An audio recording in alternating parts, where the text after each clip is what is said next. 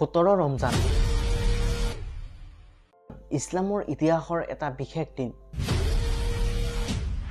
এই দিনটোতেই মুছলমান আৰু মক্কাৰ কাফিৰসকলৰ মাজত এখন যুদ্ধ হৈছিল।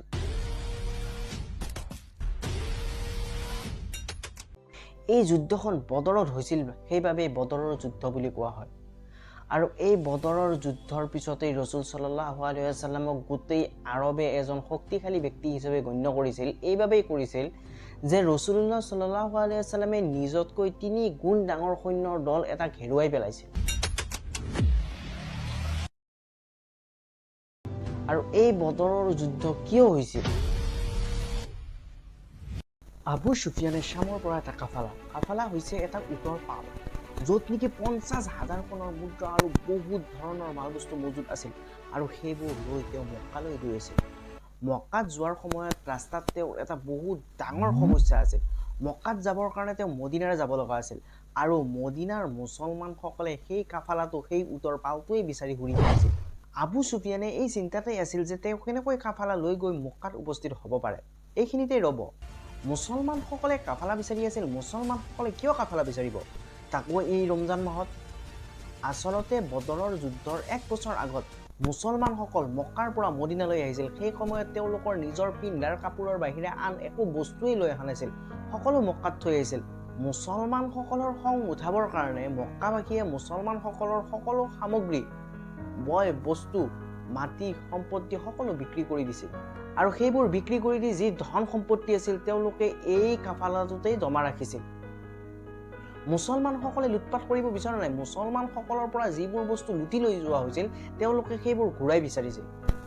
আৰু এই কাফালাটোৰ হেড আবু সুফিয়ানে নিজৰ সহায়ৰ কাৰণে এখন চিঠি মক্কালৈ পঠালে। মক্কাবাসীয়ে তেওঁৰ সহায়ৰ কাৰণে অতি ততালিকে মক্কাৰ পৰা আহি তেওঁ অন্য এটা ৰাস্তাৰে লৈ গৈ মক্কাত উপস্থিত হ'ল। মক্কাত উপস্থিত হৈয়েই তেওঁ নিজৰ উটৰ নাক কাণ কাটি দিছিল।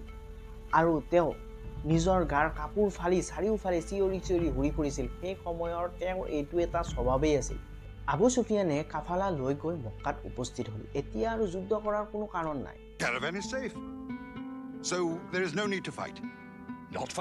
কিন্তু আবু জাহেলে এজন চোৱাৰাংচোৱাক সুধিলে, মুছলমানসকলৰ সৈন্য কিমান আছে? তেওঁ ক'লে, মুছলমানসকলৰ 313 মান সৈন্য হ'ব। ঠিক আছে, আমি 1000 সৈন্য লৈ যাম, মুছলমানসকলৰ লগত যুদ্ধ কৰিম আৰু এইখিনিতেই মুছলমানসকলক আমি ধ্বংস কৰি দিম। মুছলমানসকলৰ এজন সৈন্যক মাৰিবৰ কাৰণে আমাৰ মাজত 3জনকৈ সৈন্য থাকিব। ইতিমধ্যে মুছলমানসকল মদিনাৰ পৰা গৈ বদৰত উপস্থিত হৈছিল। আৰু বদৰত উপস্থিত হৈয়ে ৰসুল সাল্লাল্লাহু আলাইহি ওয়াসাল্লামে বদৰৰ এই প্ৰথম কুৱাটোতেই সাহাবাসকলক ৰৈ যাবলৈ কৈছিল। লগে লগে এজন সাহাবাই ক'লে, ইয়া ৰাছূলুল্লাহ, আপুনি যে এই ঠাইখিনি ঠিক কৰিছে, আল্লাহে কোৱাৰ কাৰণে ঠিক কৰিছে নে আলোচনাৰ ভিত্তিত ঠিক কৰিছে? ৰসুল সাল্লাল্লাহু আলাইহি ওয়াসাল্লামে ক'লে, এইখিনিতো মই আলোচনাৰ ভিত্তিতে ঠিক কৰিছোঁ। ইয়া ৰাছূলুল্লাহ, আমি যদি সেই আগৰ ডাঙৰ কুৱাটোৰ ওচৰত থাকিব পাৰোঁ তেনেহ'লে তাৰ পৰা আমি পানী লাভ কৰিব পাৰিম আৰু শত্ৰুৱে কুৱাবোৰ আক্ৰমণ কৰাৰ পৰা আমি বচাব পাৰিম। ৰসুলুল্লাহ সাল্লাল্লাহু আলাইহি ওয়াসাল্লামে তেওঁৰ কথাখিনি ভাল লাগিল আৰু ৰাতিৰ ভিতৰতে এই স্থানৰ পৰা এই স্থানলৈ সাহাবাসকলক লৈ গ'ল।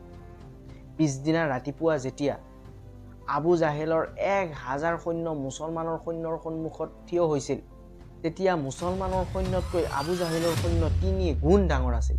উতবা আৰবৰ এজন বহুত ডাঙৰ বিজনেছমেন, তেওঁ নিজৰ ল'ৰা আৰু নিজৰ ভায়েকক লৈ সন্মুখত আহিল আৰু মুছলমানসকলক চেলেঞ্জ কৰিলে। মুছলমানসকলৰ পৰাও মদিনাৰ 3জন আনচাৰী সন্মুখত আহিল। উতবাই ক'লে, এওঁলোক কোন? এওঁলোকক আমিতো চিনি নাপাওঁ। যিসকলে আমাৰ বাপ দাদাৰ ধৰ্ম এৰি ইছলাম গ্ৰহণ কৰিছে তেওঁলোকৰহে মূৰ কাটিব আহিছোঁ আমি। তাৰপিছতে হজৰত উবাইদা, হজৰত হামজা আৰু 24 বছৰীয়া আলী ৰাদিয়াল্লাহু তাআলা আনহু সন্মুখত আহিল আৰু যুদ্ধ আৰম্ভ কৰিলে। কিছু সময় পিছত হজৰত উবাইদা ৰাদিয়াল্লাহু তাআলা আনহু আঘাত পালে, কিন্তু উতবাৰ ল'ৰা, উতবাৰ ভায়েক 3জনৰে মৃত্যু হ'ল। সেই সময়ত উতবাৰ ল'ৰা হুজাইফা ইছলাম গ্ৰহণ কৰি মুছলমান সৈন্যৰ দলৰ মাজতেই আছিল। তেওঁ নিজৰ চকুৰ সন্মুখতেই নিজৰ আব্বা, নিজৰ ভায়েক আৰু নিজৰ খুৰাকৰ মৃত্যু হৈ গৈছিল। তথাপিতো তেওঁ ইছলামৰ সৈন্যৰ দলৰ মাজতেই আছিল। আবু জাহিলে ভাবিলে, 5 মিনিটৰ কাম, কিয় ইমান সময় নষ্ট কৰি থাকোঁ? তেওঁ লগে লগে নিজৰ সৈন্যক ক'লে যে মুছলমানৰ ওপৰত আক্ৰমণ কৰা। কাফিৰৰ সৈন্যৰ দল মুছলমানৰ ওপৰত আক্ৰমণ কৰিব আৰম্ভ কৰিলে। আবু জাহিলে যিটো ভাবিছিল সেইটো নহ'ল। এজন এজন মুছলমানৰ বিপৰীতে 5-6জনকৈ কাফিৰৰ মৃত্যু হ'ব আৰম্ভ কৰিলে। কাফিৰৰ সৈন্যৰ দল পিছুৱাই আহিল। আকৌ আবু জাহিলে আদেশ দিলে। আকৌ কাফিৰৰ সৈন্যৰ দল মুছলমানসকলৰ ওপৰত আক্ৰমণ কৰিলে। কিন্তু আগৰ দৰেই হ'ল। এজন এজন মুছলমানৰ বিপৰীতে 5জনকৈ কাফিৰৰ মৃত্যু হ'ব আৰম্ভ কৰিলে।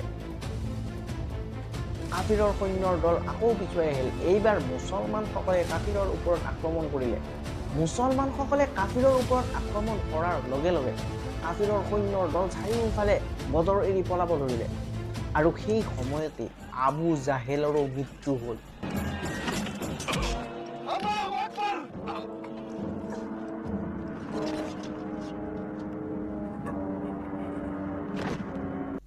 মক্কাবাসীয়ে জয়ীৰ খবৰ পাবলৈ বহুত অপেক্ষা কৰি আছিল।